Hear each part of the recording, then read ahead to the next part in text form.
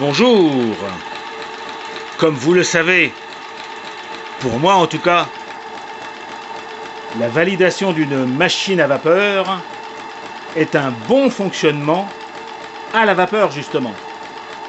Il y a quelques jours, j'ai fait une vidéo sur cette superbe machine horizontale entraînant des roues à aubes, machine horizontale dont les plans sont fournis en annexe de la vidéo précédente, et je suis aujourd'hui et à l'instant à une pression de service, comme vous le voyez, de 1 bar environ. La machine fonctionne parfaitement dans les deux sens et je vais vous le montrer. J'ai juste un petit problème que je n'explique pas forcément à l'instant et qui est peut-être expliqué par le fait que la coulisse de Stephenson qui commande les excentriques est montée sur une vis. Vous voyez, si j'y touche, je dérègle un petit peu. Donc là, je redémarre.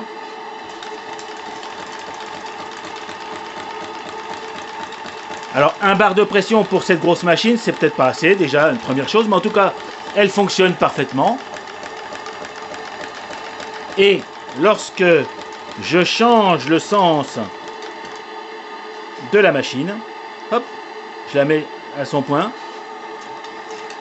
Allez, il faut que je retrouve son point exact, ça doit être ici, je crois. Voilà. Elle fonctionne aussi, mais je n'arrive pas à avoir un redémarrage automatique alors que ce système de double piston, je l'arrête, calé à 90 degrés, devrait me garantir à chaque fois un redémarrage. Donc je me remets à peu près sur mon point de redémarrage, ça redémarre. Hein. Hop. Voilà. Donc je peux ralentir un petit peu même.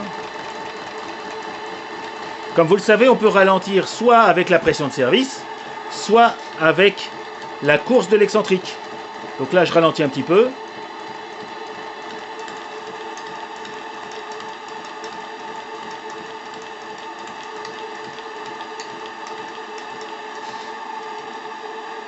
J'ai trop ralenti, donc je redévisse un peu. Mais j'ai beau redémarrer, je redévisse, mais j'arrive pas à la laisser redémarrer tout seul. Je pense que le petit bar que j'utilise, la pression est maintenue à 1 bar, donc j'ai bien 1 bar, et là j'ai ouvert, a priori, oui c'est ouvert. J'ai pas trop de fuite sur le tuyau, alors je savais que le tuyau est long, mais c'est pas lui qui bouffe la pression.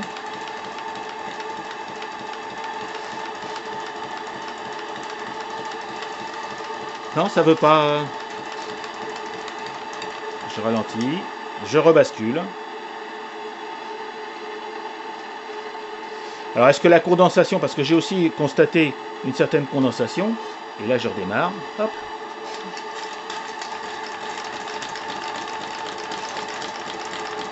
Bon, les échappements sont sur des éponges, il n'y a pas trop de soucis.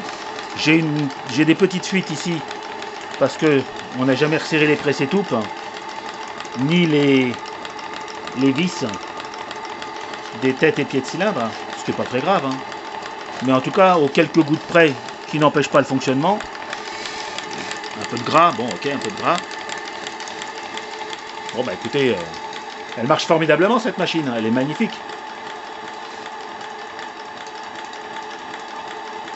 Alors je l'ai pesée, juste essayer avant d'écouter ma réponse, d'imaginer le poids de ce monstre. Bon, il y a peut-être quelques grammes liés à la plaque de bois. Mais sinon cet ensemble, que vous voyez massif, eh bien cet ensemble pèse environ 7 kg. Eh oui, 7 kg c'est du lourd. Allez, je rebascule de l'autre côté, une dernière fois. Ouais, je condense, hein, je sens que je condense.